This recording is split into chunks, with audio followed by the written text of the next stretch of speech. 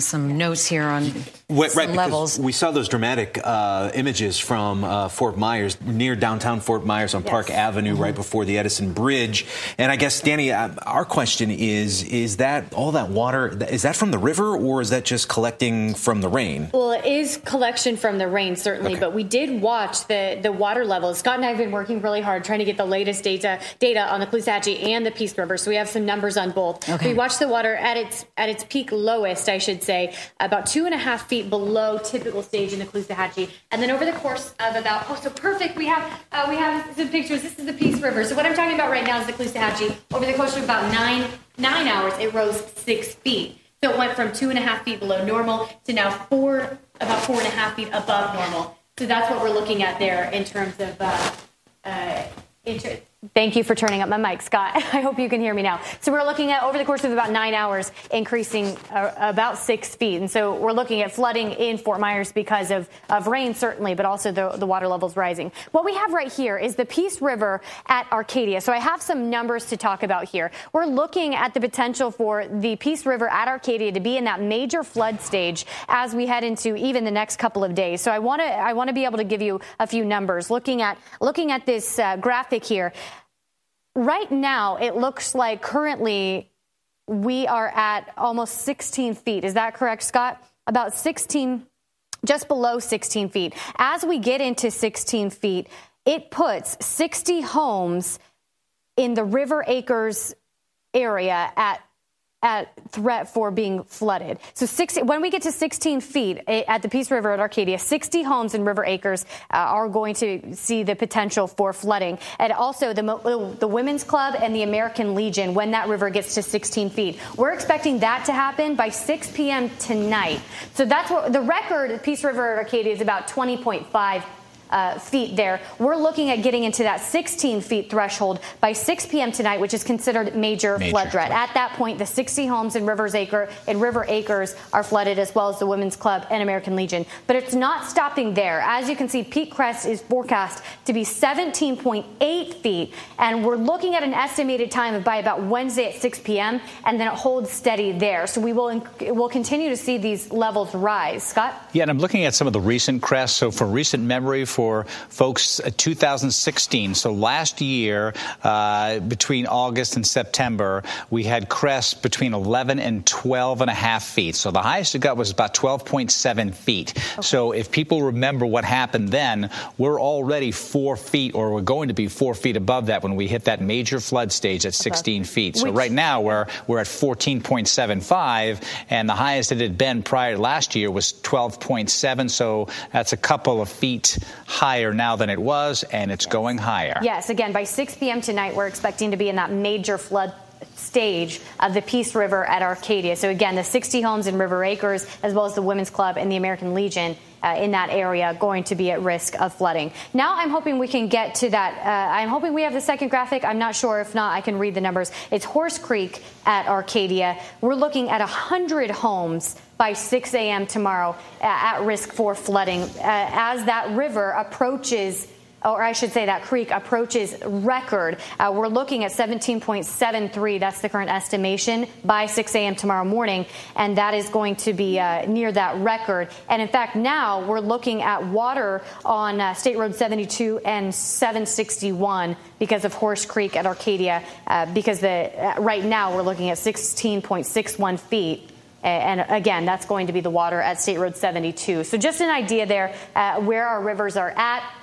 And again, it's not done yet. Again, by 6 p.m. tonight, that's when we're looking at Peace River at Arcadia reaching that major flood stage. And then by Wednesday, we'll be up to about that 17 range there, 17.8 by Wednesday at 6 p.m. So unfortunately for the rivers, the water levels are still rising here. And you saw that with Malcolm Johnson in downtown Fort Myers. It's a mix of the rain and the ponding on the roadways from that. And then again, the Caloosahatchee rising about 6 feet over the course of 9 hours. That's pretty incredible. And again, this is all because of that onshore flow. So we're looking at Irma right now, centered north of Tampa Bay. But you can see that counterclockwise circulation. What that's doing is pushing the water inland right upstream for those rivers because they are oriented the same direction as this wind is coming on shore. Again, remember, it's going from southwest to northeast, and the winds are coming out of the southwest right now, so it's pushing water from the Gulf upstream, and that's what's helping to raise those water levels in both the Peace River and the Caloosahatchee. And in fact, we're holding steady in the Caloosahatchee. For a moment there, we saw the water level dip a little bit, and we thought, okay, maybe it's reached peak and starting to drop down, but now it looks like it's just holding steady there rather than receding. So we haven't seen the water recede yet in the Caloosahatchee, but as for right now, it's just holding. That's at least it means it's not still rising with this onshore flow. It's about 4.2 feet above average here. 4.2 feet above average. It's 4.2 feet, and so it's about, of course, you've got the tides coming in and out. We're dealing with about 2.5 feet above average. 2.5 feet above average. Okay. So we're still getting that onshore flow. So although it looks like the water levels are starting to balance out in the Caloosahatchee, still going to see the potential for a little additional water, seeing those water levels raise a little bit more as long as we're getting the winds out of the southwest. So we need Irma continue to track further north and get a different wind direction in order for that water not to be ushered right into the Caloosahatchee as well as the Peace River, which again, we're already looking at approaching the major flood stage for the Peace River, both at Horse Creek and Peace River at Arcadia, I should say. So again, here's a look at what we're dealing with this morning. For those that are trying to get outside and starting to assess damage this morning, we're still looking at rain bands sweeping through southwest Florida. For the most part, the tropical storm force winds have started to back off. Scott, correct me if I'm wrong through any of this. We're looking at more gusts in the upper 30 range rather than in the tropical storm force range, but we still are now looking at that tropical storm warning for portions of southwest Florida. So the hurricane warning has concluded for at least Lee County and Collier, but now that tropical storm warning. So here's a look at some of those wind gusts. Again, the East Coast still seeing the north and east, still seeing the worst of the wind right now. You see 62 is the wind gust right now in Orlando, 39 for Gainesville.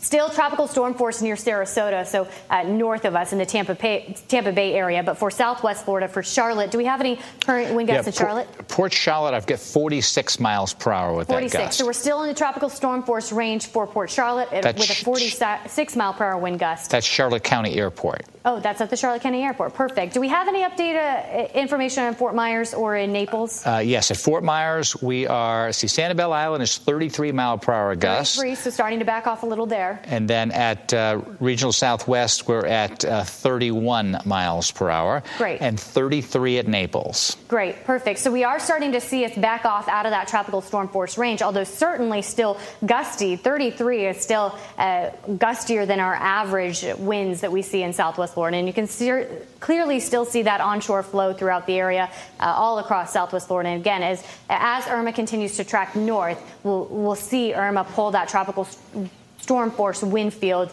out of the area. And eventually, as we head into this afternoon, we'll be looking at the tropical storm force winds coming to a close. And that is when we'll officially be able to say that Irma is done. Irma's impacts are over.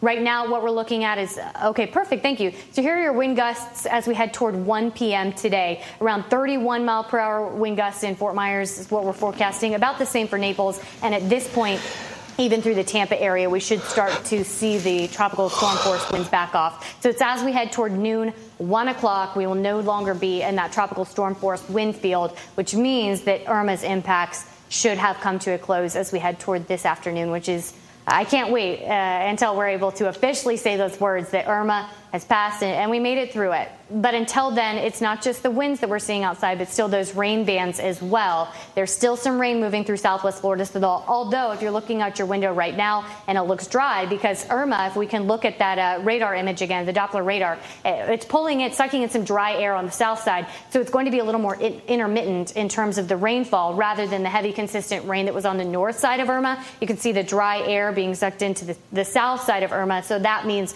the rain not going to be as heavy and consistent, but the bands will still whip around, which means that rain is still possible through this morning, through this afternoon as well. So for those that are hoping to get outside, hoping to start assessing damage, number one, I would wait until it's light outside. You never know what dangers are in the dark water. And we saw that with Malcolm when he stepped off the curb there in downtown Fort Myers. He couldn't see that it was a curb, so he drops another 6 to 8 inches, and And that can be really dangerous if you're out there, especially with all of that water. Not hard to be knocked over when you're looking at a foot or two of water. So I would recommend, number one, waiting until the sun comes up, and number two, waiting a few more hours for the center of Irma, which we're looking at right now, right here, a center of circulation, a little less apparent than when we had that clear visible eye. Now it's just a center of circulation. This will continue pulling north, and as that happens, the rain threat will begin to taper off as we head into the second half of the day as well. So right around when we're looking at the tropical storm force winds coming to a close, we'll also start to see the rain wrap up, and we should get maybe moments of sunshine. Maybe if we can show the satellite again, a lot of dry air on the south side of Irma, so that's where we're seeing less rainfall, and it's also where we could potentially see a little break in the clouds. Maybe give us a little bit of sun. We'll be able to see a little bit more. And that's what it looks like is happening right now through portions of Fort Myers and Collier County as well. So still moments of rain. We're still going to see those rain bands move through, and you can see that, but it's not going to be as heavy and as consistent. Although still, with that onshore flow coming off the Gulf, there's still going to be the threat for those scattered showers on and off for most of the morning, even into this afternoon. And I would say possibly still a few of those showers and storms even into this evening. Although the wind field will begin to back off. So that's what we're looking at right now in terms of the forecast. The worst of it is over, although it's not over completely yet. Again, things to remember, still going to see those water levels rising in both rivers, especially in the Peace River up north to Arcadia. We'll see those water levels continue to rise over the course of the next couple of days and then hold steady for the Caloosahatchee. Looks like it's holding steady right now, but again, above average in terms of the water level in the Caloosahatchee. So something to think about out there. Maybe if we want to look at storm surge here, I can go through that. A little bit of the storm surge map would be helpful if we can get that up, unless we want to go back to anchors, not getting any direction here at all. So if I could maybe get a little direction. Okay, we'll go to the storm surge map, and it looks like it's been updated again. Storm surge potential now through the southern portion of Collier County starting to back off. This is really great news to see. This is a huge relief to see. Is you remember even an hour ago, most of this area we were looking still under that 9-foot storm surge potential. Still going to see that in portions of the southern Everglades. Still going to see that near Chokoloskee, which we certainly saw the worst conditions in terms of storm surge. The pictures that were being sent back from Chokoloskee were near unbelievable. It didn't even seem like it was real. Marco Island, in terms of storm surge, still going to see about a foot of potential storm surge across Marco Island. You see that there, of course, being in the center of circulation, being where we saw landfall of Irma. Conditions certainly were very messy, but it's nice to see the storm surge potential begin to back off. Although through portions of southern Collier County, still going to see that deep storm surge. The depth certainly is there. Remember, moved onshore, moved right through that area. So that's why we saw the poorest conditions in terms of storm surge there. As we head into the northern areas of our viewing area through Lee County, through Charlotte County, that's where we saw definite improvement as well. Again, on Sanibel, we could potentially see, this has changed as well. Sanibel, we could potentially see about a foot of storm surge, but man, this is such a relief. And in fact, it looks like near Lighthouse Beach, so just on the edge of Sanibel, we're not really seeing much of a storm surge threat. This is I feel so much better. This is so a relief to be able to report here. Remember yesterday, this was completely red. We were looking at the potential for Sanibel to be completely underwater, and we're talking 7 and 9 feet of water. And it's nice to wake up this morning and see about a foot is what we're looking at in some of our favorite beach areas, Lighthouse Beach, the end, beautiful homes in that area as well. Looks like that storm surge potential certainly backing off. And then as we head toward Fort Myers Beach, Estero Island here, again, it's about the same. It looks like that storm surge threat from here, the potential is still about a foot, but it's definitely backing off, which is great news. And even as far inland as Forest Island Park, we still have an area around Forest Island Park that could potentially see the 3 to 6 foot storm surge. But again, that will begin to recede as well as soon as we can get the winds stop being the onshore flow. Once we get those to pull away from the area, we should be able to see these this storm surge start to back off a little bit, start to drop. And of course, these colors will change. So this is a huge relief to be able to see the storm surge potential map improve. And what an improvement that was. I can't believe how lucky some of these areas were with where we saw the center of landfall of Irma. Again, just that little bit of a shift to the east. And I made all the difference for Sanibel, for Cape Coral. That's another. Let's go to Cape Coral. That's an area that we've gotten a lot of questions on. If we could move just north of this area right here, perfect. This is an incredible difference from what we were looking at yesterday. If you remember, we were looking at the potential for storm surge almost up to Pine Island, and in fact, the bottom third to about I believe, Cape Coral Parkway, we were looking at the potential for 9 feet of storm surge. And at this point, we're looking at maybe a foot, maybe up to 3 feet in some of the southernmost portions of Cape Coral, hopefully more of the park areas rather than where we see homes built. And then we got a question about Cape Coral Yacht Club, which is in this general area right here. Oh, let me scooch over. My hand moved off screen. Thank you. So this general area right here is Cape Coral Yacht Club, which we did get that specific question. A foot of storm surge is the potential right now, so we still could see, of course, a little storm surge, a little bit of that flooding, but nowhere near as catastrophic as what we were looking at yesterday. And what a relief that is. As you head up the Caloosahatchee, again, you can still see the storm surge threats working in. North Fort Myers seeing a little bit of that, perhaps as we head even further inland into Buckingham. If we could go really far inland upstream on the Caloosahatchee, perfect, thank you. So all the way to Olga, we still see the threat for storm surge, but only about a foot rather than, again, 9 feet, which was the situation that we were looking at yesterday. Tice, it looks like the threat for storm surge has started to back off. Buckingham, the threat for storm surge has started to back off, which is great. Still maybe could see up to about a foot, but it looks like potential for that is really backing off quickly. So up through Olga, we're not eliminating the possibility. But right now, it's looking 1 to 3 feet max rather than the 9 feet that we're looking at yesterday. So it looks like across the board, the situation is looking much better. Still dangerous. We're not saying that it's all good out there. Still looking at the potential for damage. Still, if you're heading out right now, you could still be in danger, but a much, much better outlook than what it looked like 24 hours ago. Yeah, it is much better, Danny, and so that's what we're looking at in the future. All the wind and the previous rain we got, though, is still causing some problems in parts of our area, so we're going to get